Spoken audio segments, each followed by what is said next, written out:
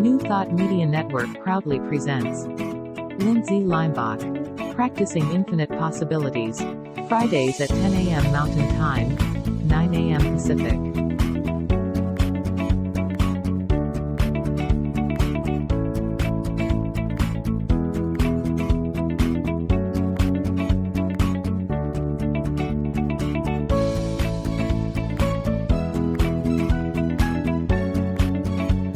And now, here's Lindsay.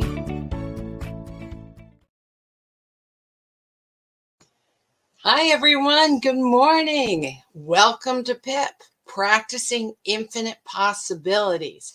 And I'm excited about today's episode because we're going to be talking about the brain. So last episode, we talked about the brain and the different levels of the brain. We'll review that one.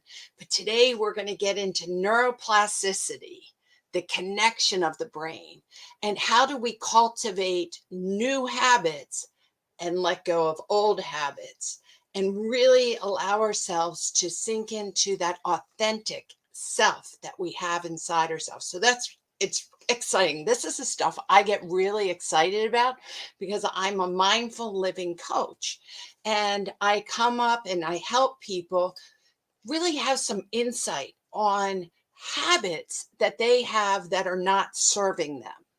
There's things that they do and they're not even aware of it, what they do. And so we talk about that and we go inside and we become vulnerable and we figure that out. And then we decide, if we're not going to do that habit, that reaction, what do we want to cultivate? What does our authentic self inside of us really want to create in this world? And so then you can do that at any age, one of my very favorite people that I work with, I just love her so much. She's 89 and still working with her brain, totally with it, building new habits and practicing being authentic, loving, and kind. So it doesn't matter how old you are. All right, let me go up here and say good morning to some people. Hey, my dad and my mom and Shay. Good morning, Shay. And Wayne. Wayne's like, be the light. Yes, today we're going to cultivate that light inside of us. So I'm very excited about that. I think Trudy is probably with us. Lori is with us. So whoever, feel free to drop a comment. I don't know you're on unless I see the comments. Okay. Now, of course, oh wait, there's Trudy. I just saw her. She popped on. Yep, Trudy said hi. She is on YouTube. So it's fun that she's on YouTube. A lot of you guys are on Facebook and some of you are on YouTube. Let's go. I got some wonderful hearts that came in, and that's one thing that we always are cultivating. Let me take my banner down. No, not there. Here we go. We got this. Take this down. Okay, there we go. We got some wonderful hearts and different things. So let me just show you a few. I forgot to show you guys this one from the past. That's me when I was in Vegas. I told you about that and how I manifested and I won. And so I had to take a picture of me in front of the ace and the king of hearts. And then here's my girlfriend. I love it. Stacy sent me this. She goes, Lindsay, I was looking for hearts and her scrunchie fell on the ground. And she's like, it was a heart. Is that so cool? And took a picture. And then I had another friend who went out to breakfast with her daughter and looked over at her daughter's potatoes and saw that heart. So she's seeing a heart in her daughter's food in a restaurant. Wow. Now remember, we talk about the reticular activating system, and that is part of the brain. It's a filter system. And what is important to you, let me take this down. What is important to you will then pop up and you see it everywhere because the brain can't take in all this information that we have, all the smells, the sights, the seeing, the hearing, the feeling, all this kind of stuff. So what you do is you program your brain in this reticular activating system for what is important. And we do it all the time. reticular activating system. And we do it all the time. And so when I say we're cultivating hearts, I'm saying that is important to you. And so let's look for hearts. And if you consciously become aware that you want to look for hearts, then all of a sudden you start seeing the hearts at all different places in your world.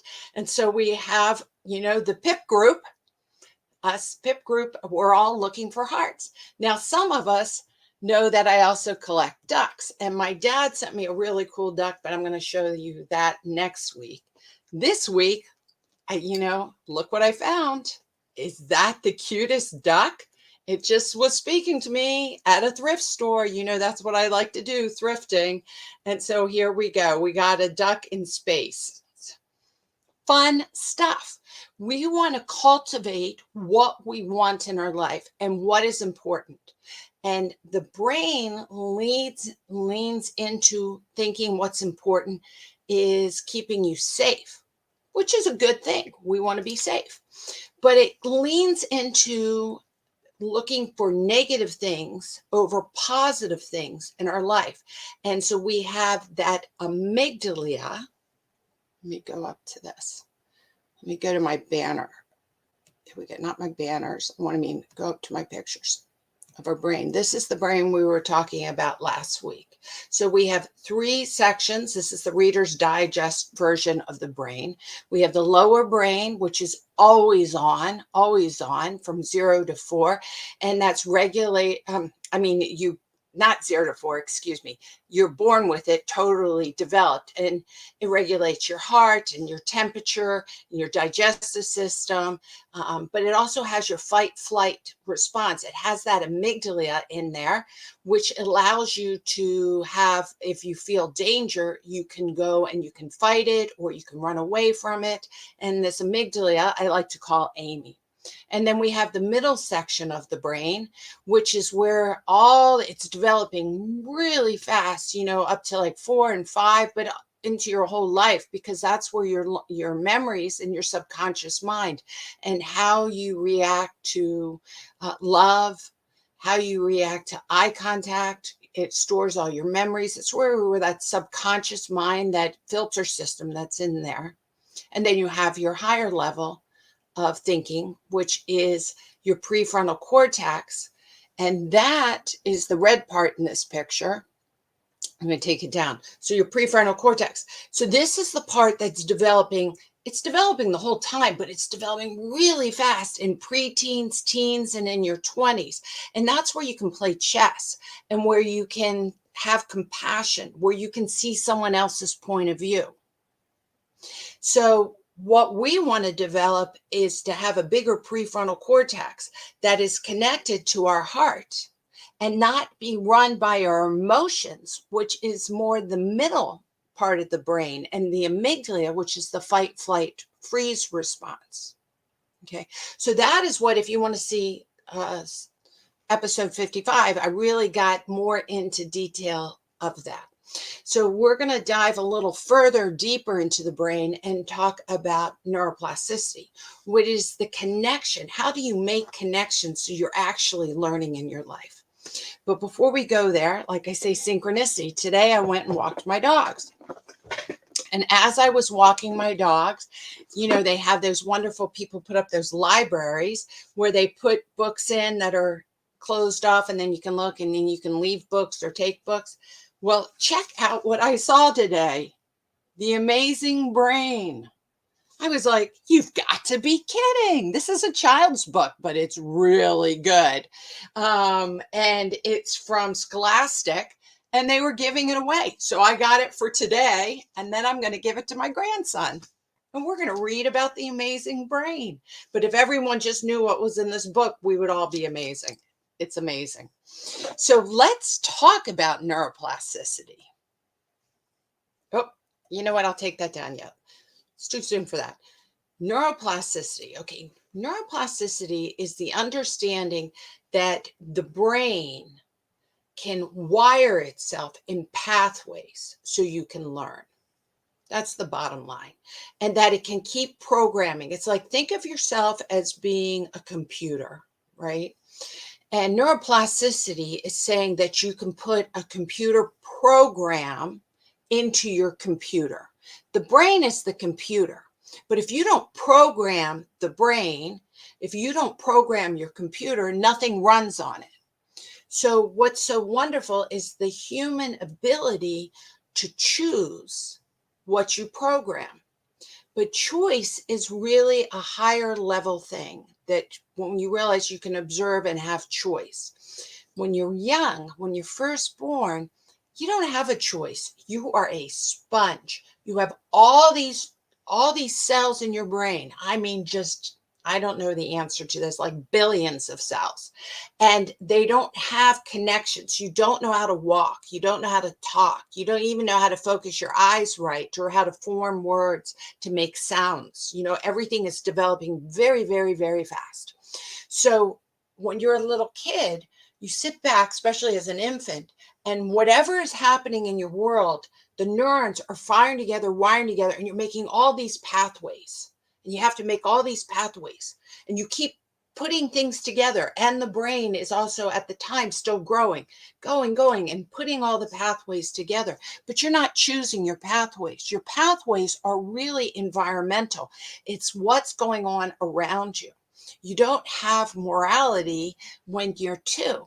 You don't know if something's right or wrong. You haven't really figured that out because you don't have that neural pathway structure set up. So you take on the environment of all the other things that are around you. In other words, your primary caregivers are programming and putting the programs into your brain. And it isn't a choice.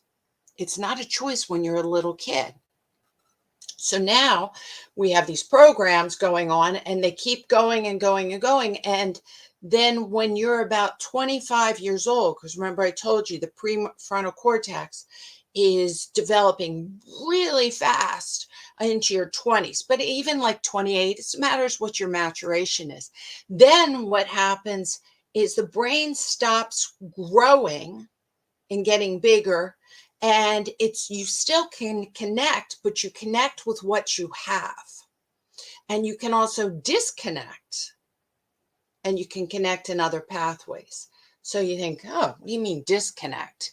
Well, you can learn negative habits. Let's just take a habit like screaming, okay? Because that's yelling instead of screaming. Talking really loud, to get your attention. Raising your voice like that. Some families talk really loud. And so the kids think this is how you communicate. You yell at people, you scream, or you take, because that's just how the family is. There's 10 people in the family, but it doesn't have to be a large family because it yells. And so to get attention, you have to be the loudest. You have to do the actions. So when you're a little kid, those are the neurons that fire together and wire together, and you make this pathway, and it works in your household. So you can get attention, so you can get fed, and you can get tutoring, and you can get picked up at the gym. You have to scream at your mom, don't forget me, However, when you get older, those pathways have already been made, and all of a sudden you're now in your own family and you're yelling. And your spouse is looking at you going, why are you yelling? There's nothing to yell at, because he didn't or she didn't grow up in a pathway like that. They were much quieter. And so they just could say, hey, can you pick me up? And the mom would be like, okay, I'll pick you up. And there's no screaming going on. There's no competition. So those neurons didn't get fired to yell and scream to have that behavior. Okay, so now you have someone who has it connected into their brain in one way, and someone who's connected in their brain in the other. So what is mindfulness? Mindfulness is being aware in the present moment without judgment, what you're thinking about and what you're feeling. You have to be aware of the pathway that you have made without judgment.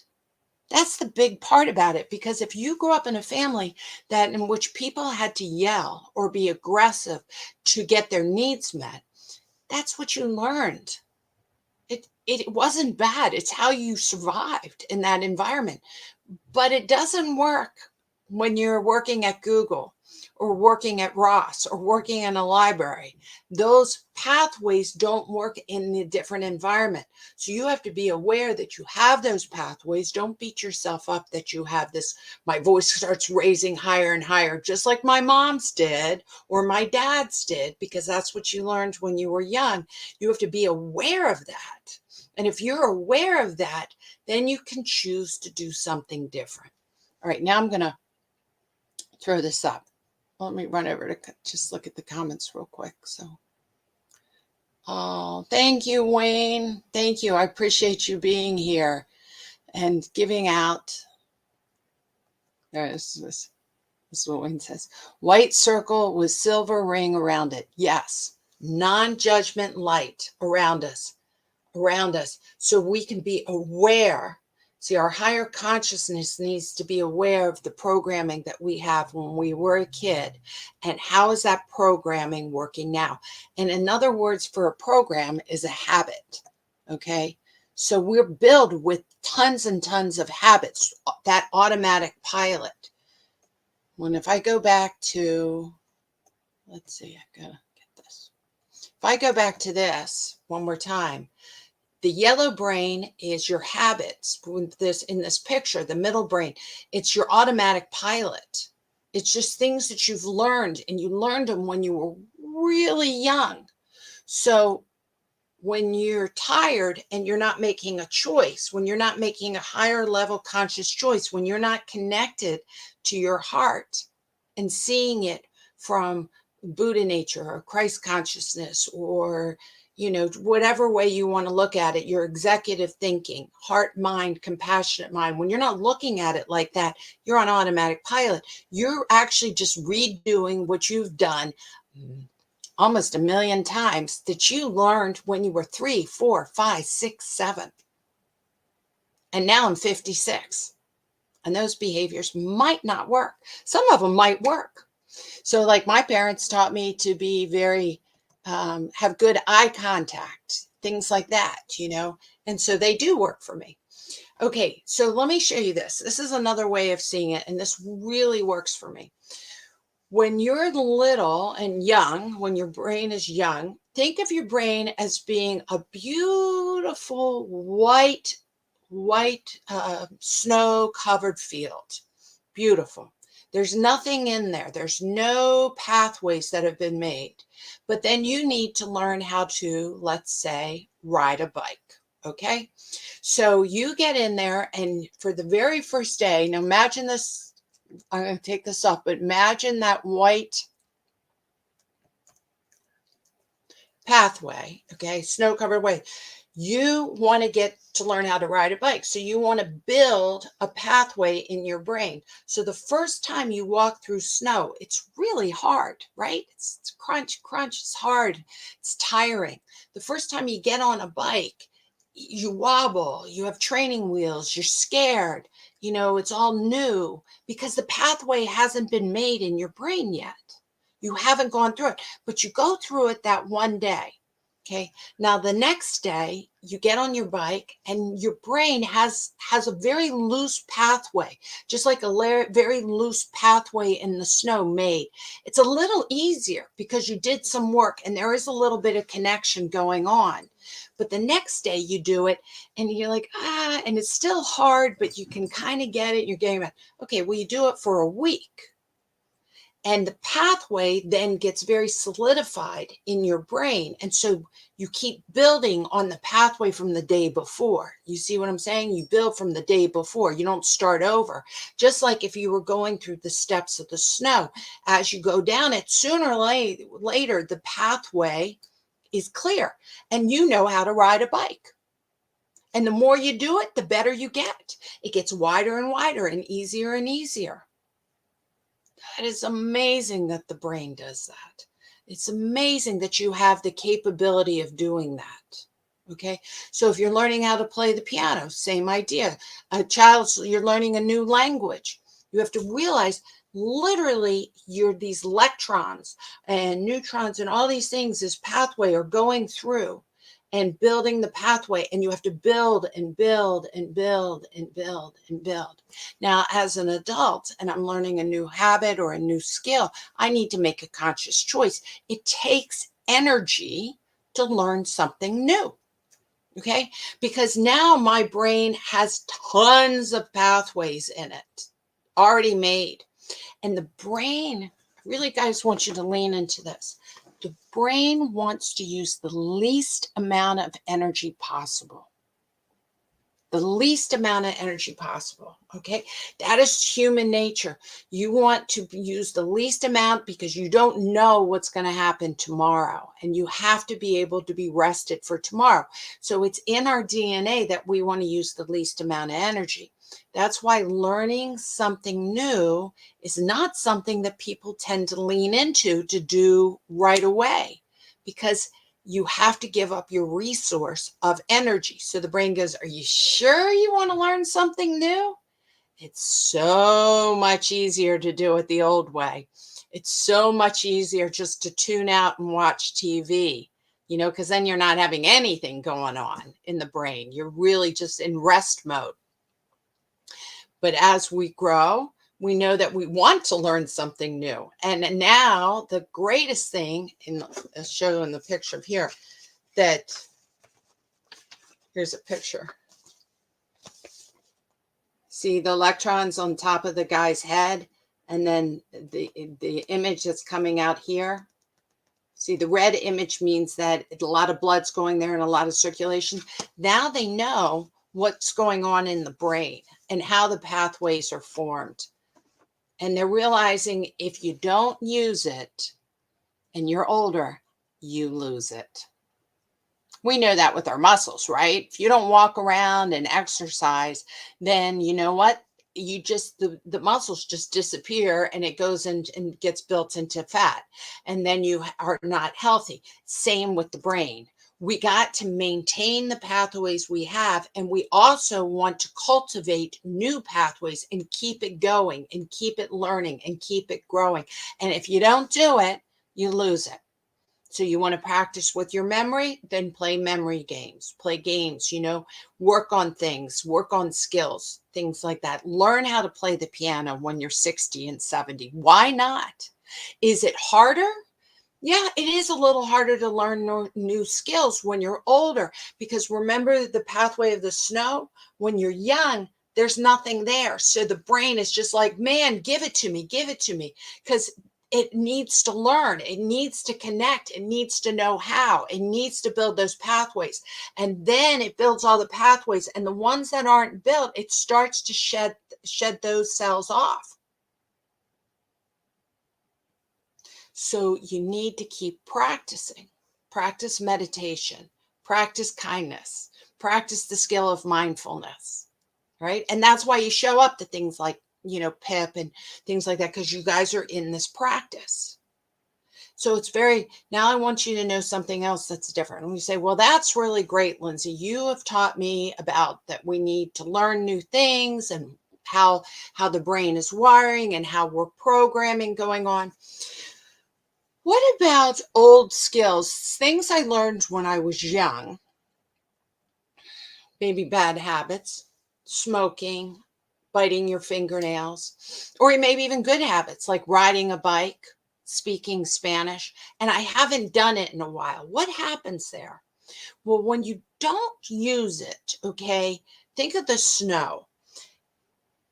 The snow starts to fill up that pathway. When you don't use it, it kind of starts blocking it up, right? And it can even look like the pathway is gone. But is it really gone? The answer is no. It's just really disconnected, and it's gotten old and weak. So you don't use it, and it's good, and your brain doesn't want to use it because it would take energy to get it reactivated. But if you haven't ridden a bike in 10 years and someone gave you a bike, you could get on that bike, and it's not like you're a newbie. You would get in, you would wobble, and your brain literally is like, wait a second, bike pathway. 10 years ago, I had a pathway that was bike pathway or speaking Spanish pathway. or smoking cigarettes pathway. I can find it. I can, oh, here it is.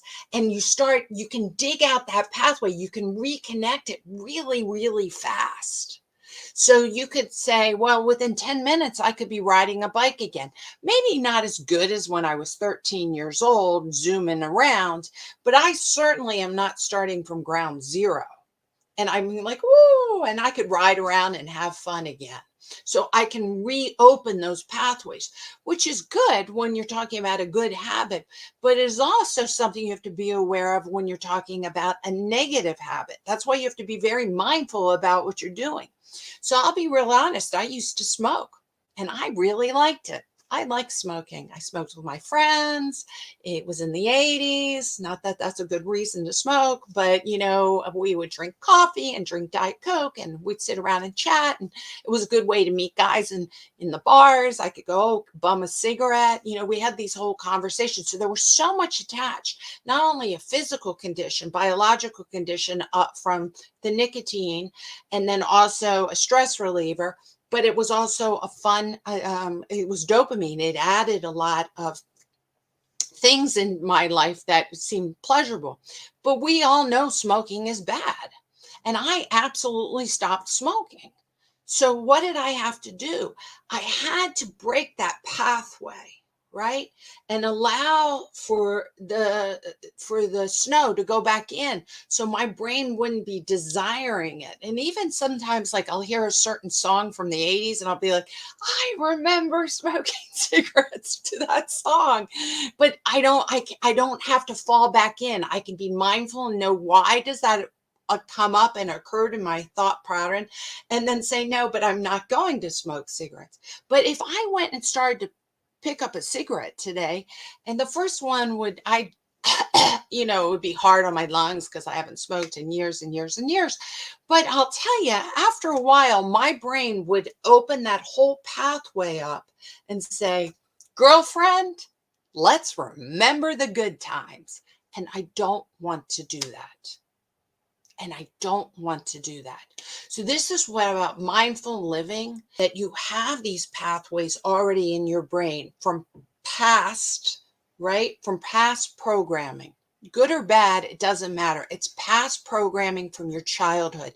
And on some of the programming, you don't even remember, because we don't remember 0, 1, 2, 3. But let me tell you, your brain was wiring and firing together like this at that time. So you learned a whole bunch of stuff way back when that you don't remember. So now, being 56, being 36, being 28, being 77, or being my friend who's 89, we need to be aware when these thoughts and these feelings arise. They're arising from down deep within ourselves, and they're coming across. And we need to not just step into the thought or the feeling. It's just a thought and a feeling that's arising from different pathways that we have had from the past. And so we say, look, I'm thinking about smoking a cigarette. And you think, that's the most ridiculous thing.